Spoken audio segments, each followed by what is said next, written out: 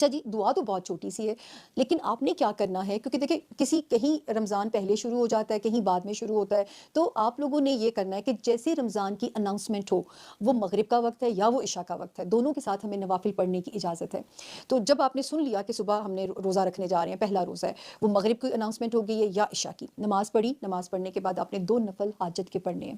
حاجت پڑھنی ہے کہ میں جو پڑھنے جا رہی ہوں یا جو پڑھنے لگا ہوں، اللہ پاک اس میں اپنی قبولیت، اپنی رضامندی شامل کر دیجئے گا، زیر کی، زبر کی، دہان کی غلطی معاف کر کے میرے پڑھے ہوئے کو قبولیت فرما دیجئے گا۔ اس کے بعد آپ نے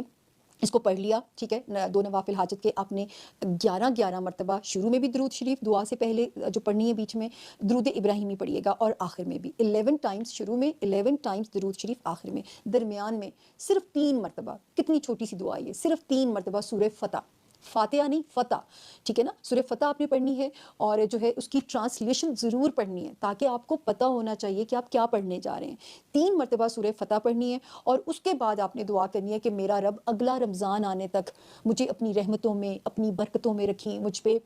میرے لیے مالی آسانی فرمائیے گا، مجھے اپنے ارادوں میں فتح یاب کیجیے گا، مجھے جو ہے مجھ سے کوئی جو جس طرح آپ مانگنا چاہتے ہیں، تو یہ آپ نے یوں سمجھنا ہے، آپ نے اگلا روزہ آنے تک یعنی نیا سال کا آپ نے اپنے آپ کو اللہ کی امان میں سونپ دیا، تو پھر پورا سال کی برکت مانگنی ہے آپ نے کہ مجھے کسی کے آگے یوں ہاتھ نہ کرنا پڑے، بورو کرنے کے لیے، ادھار مانگنے کے لیے، مجھے دینے والا ہاتھ رکھیں، یہ کیونکہ یہ ہے ہی مالی آسانی کی صورت اس وقت جو پڑھیں گے، جس نیت سے آپ پڑھیں گے، لیکن آپ اپنے ہر ارادے میں فتح کا تصور کر سکتے ہیں۔ کوئی شادی کرنا چاہتا ہے، کوئی نیا کام کرنا چاہتا ہے، تو یہ پلیز جو ہے صرف چھوٹا سا یہ عمل ہے، اور پورے سال آپ اللہ کی امان کے اندر ہیں، پورے سال آپ رب کی حفاظت کے اندر ہیں، رب کے فرشتے آپ کو اپنی حفاظت میں رکھیں گے، اس یقین، اس ایمان کے ساتھ پڑھیے گا۔